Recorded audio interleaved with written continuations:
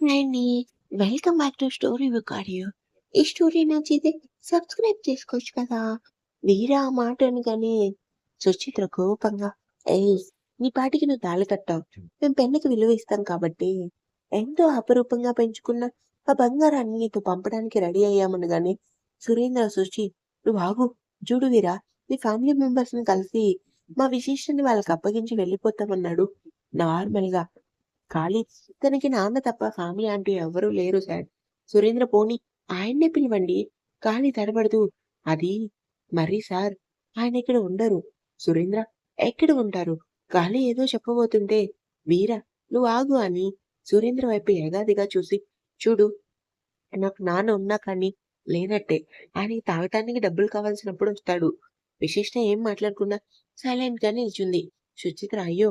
అంటే నీకు సరైన ఫ్యామిలీ కూడా లేదా అని తల కొట్టుకుంది. సురేంద్ర సరే ఇల్లైనా నీ సొంతమేనా అని అడిగాడు. వీర అది నీకెందుకు చెప్పాలయ్యా? అసలు నువ్వెవరట? సుచిత్ర నీకు డూప్లెక్స్ హౌస్ ఏంటా? అని మా మాకు డౌటు అన్నది వీరాని ఇంటిని మార్చి మార్చి చూస్తూ. సుబ్బు, సింహ చెవిలో అరే నాకు తెలియక అడుగుతా.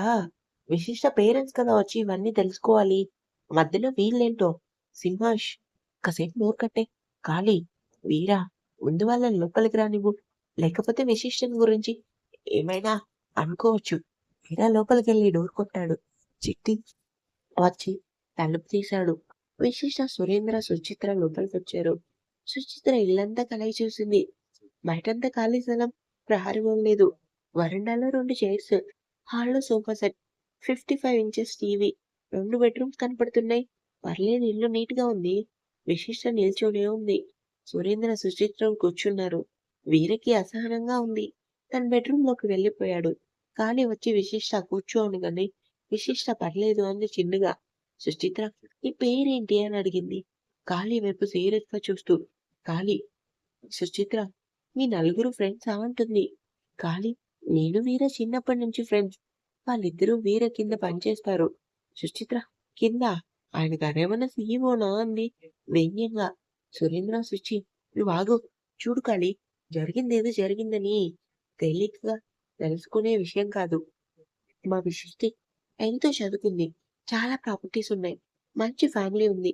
ఇవేమీ లేని ఒక రౌడీకిచ్చి హఠాత్తుగా తాళి కట్టడం అంటే తనకి చాలా షాక్.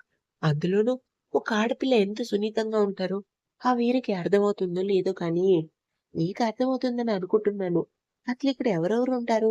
ఖాళీ, నేను, వీర. ఇదిగో చిట్టి అని పనివాడు. సుచిత్ర అందరూ మగవాళ్ళే. ఆడవాళ్ళెవ్వరు లేరు కన్నరా బాబు. ఖాళీ పోనీ ఆడవాళ్ళెవరైనా విశిష్ట కోసం తీసుకొస్తాం తన పనులు చూడటానికి.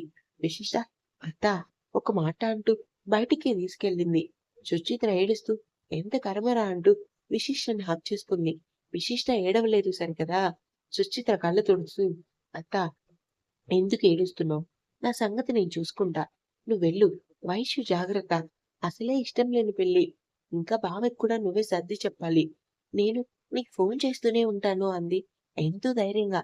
సుచిత్ర విశిష్ట నుదుటిన ముద్దు పెట్టి వాడు నిన్ను ఏమైనా ఇబ్బంది పెడితే విశిష్ట పెట్టడు. ఒకవేళ పెట్టినా ఏం చేయాలో నేను చూసుకుంటా. మీరు బయలుదేరండి అంటుంది. సురేంద్ర వచ్చి నాకు వెళ్ళాలని లేదు విసి. ఎనీ టైం నీకు చిన్న ఇబ్బంది కలిగినా నేను అత్త ఉన్నామని మర్చిపోకు అంటూ చెక్ బుక్ తీసి సైన్ విశిష్ట చేతిలో పెట్టబోయాడు. విశిష్ట వద్దు మామయ్య అంది స్థిరంగా. సురేంద్ర అదేంటి? నేనొకటి మీ నాన్న ఒకటి కాదురా. విశిష్ట నాన్న ఇచ్చినా కూడా తీసుకోను. ఇక నుంచి నా భర్త చూసుకుంటారు. సుచిత్ర ఏంటో విషి నాకైతే చాలా బాధగా ఉంది.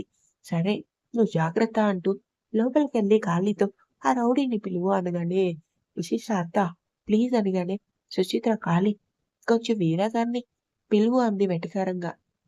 ఖాళీ వెళ్ళి పిలవగానే వీర వచ్చి ఏంటి మీరు ఇంకా వెళ్ళలేదా అని అడిగాడు సీరియస్ గా. సుచిత్ర వెళ్తున్నాం. వెళ్లే ముందు ఒక మాట. నీ వల్ల నా మేనకోడలు ఏడ్చినా బాధపడినా ఊరుకోను. మీ సంగతి తేలుస్తా. వీరా అయిందా చెప్పటం? దేనికా పిలిచారు అంటూ కోపంగా చూసి వెళ్ళిపోయాడు. సుచిత్ర ఏం మనిషో ఏంటో ఎట్లా నెట్టుకొస్తావో విషయం అంటూ బయటకి వెళ్ళింది. వాళ్ళిద్దరూ విశిష్టని వదల్లేక వదల్లేక వెళ్ళిపోయారు. విశిష్ట లోపలికొచ్చింది. "ఖాళీ విశిష్ట, వీర నిన్ను పిలుస్తున్నాడు. ఆ రూమ్‌లో ఉన్నాడు" అని చెప్పి బయటికి వెళ్ళిపోయాడు. అప్పటికే మధ్యాహ్నం 3 గంటలు. విశేష నెమ్మదిగా నడుచుకుంటూ వీర రూమ్ దగ్గరికెళ్ళింది. వీర తన రూమ్‌లో పడుకొని కళ్ళు మూసుకున్నాడు. విశిష్ట రూమ్ బయట నిలబడి ఏం మాట్లాడకుండా డోర్ మీద చిన్నగా తట్టింది. వీర కళ్ళు తెరిచి లేచి కూర్చొని, "రా! అక్కడే ఆగిపోయావేంటి?" అన్నాడు మాడిపోయిన పెనం మొహంతోనే. విశిష్ట, "మీరు పిలిచారన్నయ్య" అంటూ ఆగింది. వీర లేచి విశిష్ట చెవి పట్టుకొని బరాబరా లాక్కెళ్ళి బెడ్ మీద కూర్చోబెట్టి డోరేశాడు. విక్రమ్ ఇంట్లో. అందరూ హాల్‌లో కూర్చున్నారు. గౌతమి ఏడుపు ఆపటం లేదు. విశిష్టనే గుర్తుకొస్తుంది. జాను, తాతయ్య కూడా డల్‌గా ఉన్నారు. విక్రమ్ మాత్రం తన రూమ్‌లో ఒంటరిగా కూర్చున్నాడు. సిద్ధు పెళ్లి బట్టలు మార్చేసి టెర్రస్ మీద సిగరెట్ తాగుతూ అసహనంగా అటు ఇటు తిరుగుతున్నాడు. ఇంకా వైషు తన రూమ్‌లో కూర్చొని విశిష్టం తలుచుకుంటూ బాధపడుతుంది. వచ్చి గంట దాటినా ఎవరి పొజిషన్‌లో చేంజ్ లేదు. కాసేపు తర్వాత సురేంద్ర, సుచిత్ర రాగానే విక్రమ్ బయటికి వచ్చాడు. వైషు కూడా వచ్చింది. సిద్ధు మాత్రం రాలేదు. గౌతమి, "ఏం జరిగింది వదినా? వాళ్ళ ఫ్యామిలీ నుంచి కలిసారా?" అని అడిగింది కంగారుగా. సుచిత్ర జరిగింది చెప్పింది. ఎవరు ఏం మాట్లాడలేదు. వైషు, "అయ్యో పిచ్చి అక్క! ఏముందని ఆ రౌడీతో వెళ్ళావంటూ" ఇంకా బాధపడింది. సుచిత్ర, "అన్నయ్య, తను మేము డబ్బులిచ్చినా తీసుకోలేదు. వాళ్ళ ఇల్లు బానే ఉంది. సామాన్లు పెద్ద లేవు. ఒకరోజు నువ్వు వదిన వెళ్ళి, విక్రమ్, నేనే ఆ రౌడీ ఇంటికి వెళ్ళాలా? అది జరగని పని" అన్నాడు పళ్ళు కొరుకుతూ. సురేంద్ర, "అలా అంటే ఎలారా? మన విశిష్ట కోసం మనం వెళ్ళాలి చూడు. తనేమి ఇష్టపడి చేసుకొని వెళ్ళలేదు. నువ్వు అక్కర్లేని ఆలోచనలు చేసి విశిష్టను చూడటానికి వెళ్ళకపోతే నేను ఒప్పుకోను" అన్నాడు సీరియస్‌గా. విక్రమ్ సరేనని తలూపాడు. వీర డోర్ ఎయగానే విశిష్ట పైకి లేచి, "డోర్ ఎందుకేశారు? తీయండి" అంది కంగారుగా. వీర, "అంటే నేను నీతో మాట్లాడాలి." విశిష్ట, "ఏం మాట్లాడాలి?" అని అడిగింది కంగారు తగ్గించుకుంటూ. వీర విశిష్టను గట్టిగా హగ్ చేసుకొని, "ఐ లవ్ యూ జాన్" అన్నాడు. విశిష్ట వీరని విడిపించుకుంటూ, "తెలుసు కానీ మీరు ముందు తెలుసుకోండి. నేను ఇవాళ మార్నింగ్ నుండి ఏం తినలేదు. చాలా ఆకలేస్తుంది" అంటూ వీర మొహంలోకి చూసింది. వీర తన ఫోన్ తీసి కాళీకి కాల్ చేశాడు. "రేయ్, ఫుడ్ అరేంజ్ చేయలేదా?" అని అడిగాడు. "ఖాళీ, రెడీనే, వచ్చేయండి." వీర డోర్ తీసి బయటికెళ్ళాడు. విశిష్ట తన వెనకే వచ్చింది. కిచెన్‌లో డైనింగ్ టేబుల్ ఉంది. విశిష్ట కిచెన్ మొత్తం పరికించి చూసింది. అసలు కిచెన్‌లో ఉండాల్సిన సామాన్లు ఏమీ లేవు. స్టవ్, ఏవో కొన్ని వంట సామాన్లు తప్ప. చిట్టి ఫుడ్ ప్యాక్స్ తీశాడు. వీర కాళీకి సైగ చేశాడు. కాళీ అక్కడి నుంచి వెళ్ళిపోయాడు.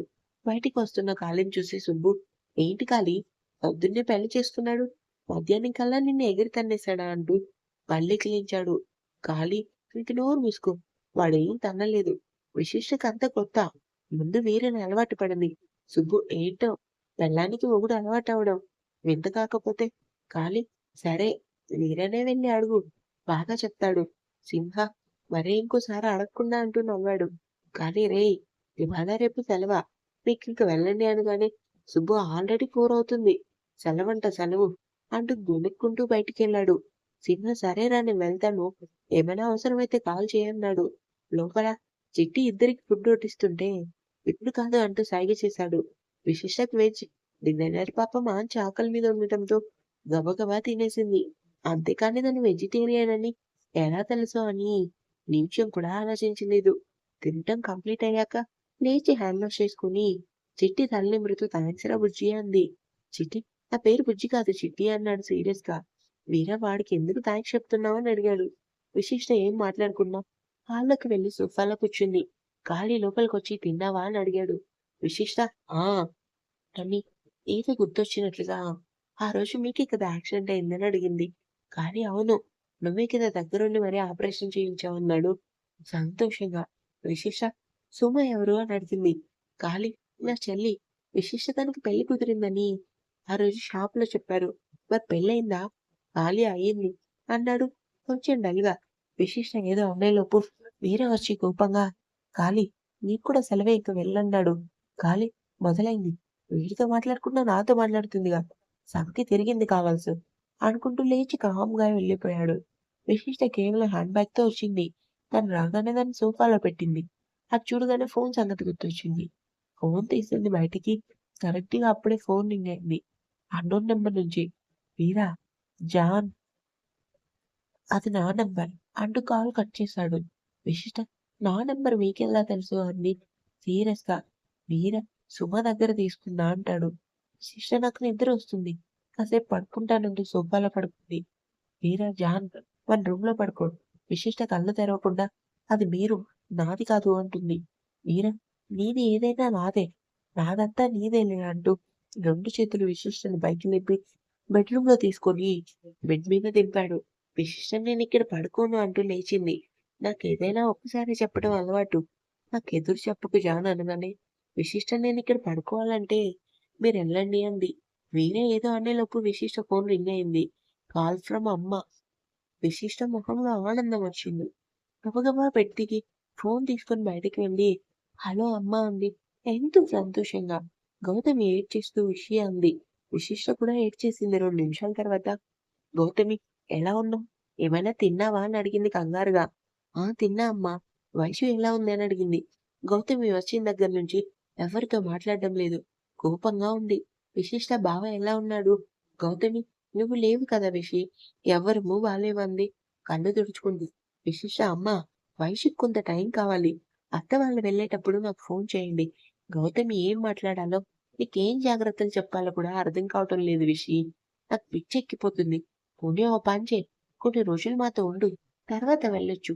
విశిష్ట విరక్తిగా నవ్వి, అప్పుడైనా ఇప్పుడైనా ఇక్కడే కదమ్మా ఉండాలి. తప్పదు కదా!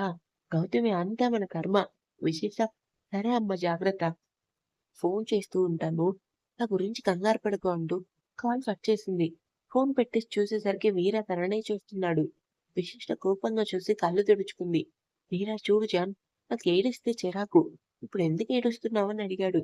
విశిష్ట ఏదో అనేలోపు చిట్టి వచ్చి అన్నా నాకు ఆకలేస్తుంది. నువ్వు తింటే నేను కూడా తినేస్తా. వీర నాకు ఆకలిగా లేదు. నువ్వేదో ఒకటి ఏడు అంటూ టీవీ ఆన్ చేశాడు.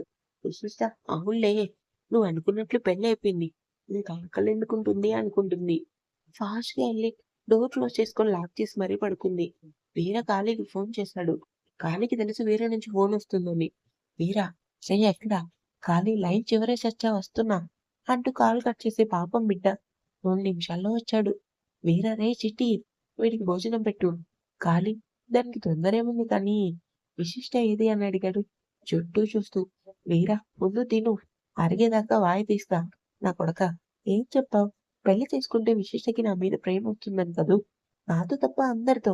చివరికి ఆ చిట్టితో నీతో కూడా మాట్లాడుతుంది. నేనున్న చోట దాన్ని ఉండదంట. ఆ రూమ్‌లోకెళ్ళి గడిపెట్టి మరీ నిద్రపోతుంది. కాలేష్ రేయ్! నేనొకటి చెప్తే ఇంకోటి అర్థం చేసుకుంటావు. నేను విశిష్టతో పెళ్ళయ్యాక తనే నెమ్మదిగా ఇష్టపడుతుందని చెప్పా. నువ్వేమో నిన్న జైలు నుంచి రావటం, ఇవాళ తాళి కట్టడం. ఇప్పుడు ఇష్టపడ్డం లేదు అంటున్నావు. ఎట్లరా నీతో? తనకి టైం ఇవ్వాలి కదా! అన్నాడు దీనంగా మొహం పెట్టి. వీర ఎంత టైం ఇవ్వాలి? నెల అవసరమా అన్నాడు చిరాగ్గా. కానీ అది నీ ప్రవర్తన మీద ఆధారపడి ఉంటుంది. వీర అంటే అంటూ కోపంగా ఉంటాడు. కానీ ముందు తను నీ మీద కోపం తగ్గేట్లు చూసుకో. అది కూడా చాలా కష్టమైనా ప్రయత్నించు. అసలు వీటన్నిటికన్నా ముందు నీకొక ముఖ్యమైన విషయం చెప్పాలి. రవిని ఆ రోజు నువ్వు తాగుతావని చెప్పావు. అదే రోజు నైట్ అతన్ని ఎవరో చావకొట్టారు. అదేమంటే వీర గ్యాంగ్ అని చెప్పారంట. ఇంకో విషయం అంతకు ముందు కూడా ఏదో జరిగింది. పొద్దున పెళ్లిలో అనుకుంటే విన్నాను. ఇంటి మీద రాళ్ళేసి గొడవ చేశారని అంటున్నారు. నాకేం అర్థం కావటం లేదు వీరా. వీరే ఏంటి ఇంటి మీద రాళ్ళా? ఎవడేశారో మనం కాదు. రవిని ఆ విక్రమ్ కొట్టించాడేమో అని డౌటొచ్చింది. ఇప్పుడు నువ్వు చెప్తుంటే నాకు ఇంకో డౌటొస్తుంది. కానీ ఏంట్రా అది? మీరా చెప్తా సరే. ఇంకో 2, 3 రోజుల్లో పొల్లాచ్చిలో మాలొస్తుంది. రెడీగా ఉండండి. ఖాళీ సరే. విశిష్టని జాగ్రత్తగా చూసుకో. ఇంక నేను వెళ్తా అంటూ పైకి లేచాడు. వీరా రేయ్ అంటూ ఏదో చెప్పగానే ఖాళీ నన్నడుగుతావేంట్రా? అదేదో నువ్వే ఆలోచించుకో అన్నట్లు. ఇంకో విషయం విశిష్టకి ఎవరైనా ఆడవాళ్ళని హెల్ప్ చేయడానికి పెడదామనేసి వెళ్ళిపోయాడు. వీరా అవును. అన్నింటికి వీడి సలహాలు అడిగి అడిగి ఇలా అయ్యా అనుకుంటూ రేయ్ చిట్టి అని కేక వేశాడు. చిట్టి ఏంటన్నా? వీరా చూడు ఇవాళ సాయంత్రం నుండి వంట చెయ్యి. ఏమేం కావాలో అన్నీ తెచ్చుకో. మేడం గారు ఏది అడిగినా కాదనకుండా చెయ్యి అంటూ బట్టల నుండి డబ్బులు తీసిచ్చాడు. చిట్టి వెళ్ళిపోయాడు. విశిష్ట టెర్రస్ మీద నిల్చొని ఎటో చూసింది. వీర వెనక నుంచి హగ్ చేసుకుని చెవిలో లవ్ యూ జాన్ అన్నాడు హస్కీగా. విశిష్ట తనను చూస్తుంటే ఏంటి జాన్ అలా తోస్తావ్ అంటూ పెదవులు అందుకున్నాడు. అస్సలు ఊపిరాడటం లేదు. 2 నిమిషాల తర్వాత వదిలి పద ఇవాళ మన ఫస్ట్ నైట్ అరేంజ్‌మెంట్ చేశా అంటూ పైకి లేపాడు. విశిష్ట పెద్దగా వద్దు నాకిష్టం లేదు అంటూ అరిచింది. మెలకువ వచ్చింది. చుట్టూ చూసి ఒక్క నిమిషం ఎక్కడ ఉందో అర్థం కాలేదు. ఫోన్ తీసి టైం చూసింది. 6:30 ఈవెనింగ్. లేచి డోర్ తీసుకొని బయటకు వచ్చింది. వీరే ఎక్కడా కనపడడం లేదు. చిట్టి మాత్రం కిచెన్‌లో బిజీగా ఉన్నాడు. విశిష్టకి బిందు నుంచి message. Can I call you అంటూ. విశిష్ట తనే కాల్ చేసింది. బిందు విషి ఎలా ఉన్నావు? ఆర్ యూ ఓకే అని అడిగింది కంగారుగా. విశిష్ట ఏదో ఉన్నానులే. రవి ఎలా ఉన్నాడు? అది చెప్పు బిందు అంది. బిందు అది చెప్దామనే కాల్ చేశా. తనకి స్పృహ వచ్చింది అంది ఆనందంగా. విశిష్ట అవునా? Good news. మరి డిశ్చార్జ్ ఎప్పుడు అని అడిగింది ఉత్సాహంగా. బిందు ఇంకో 4 డేస్. విశిష్ట చాలా హ్యాపీగా ఉంది. బిందు సరే కానీ ఒక మాట అడగనా? ఏం అనుకోవుగా? విశిష్ట నేనేమైనా అనుకునే స్టేజ్‌లో ఎక్కడున్నాను? అడుగేంటో? బిందు వీరే వచ్చి సడెన్‌గా తాళి కట్టాడు. అంత మాత్రాన నువ్వు తనతో వెళ్ళాలా? అది కూడా ఇవాళే. నాకు ఏమాత్రం నచ్చలేదు విషయ అంది. విశిష్ట అంతేనా? ఇంకేమైనా డౌట్స్ ఉన్నాయా? బిందు ఉన్నాయి. చాలా ఉన్నాయి. ముందు నేను అడిగింది చెప్పు అంటుంది. ఇంకా ఉంది.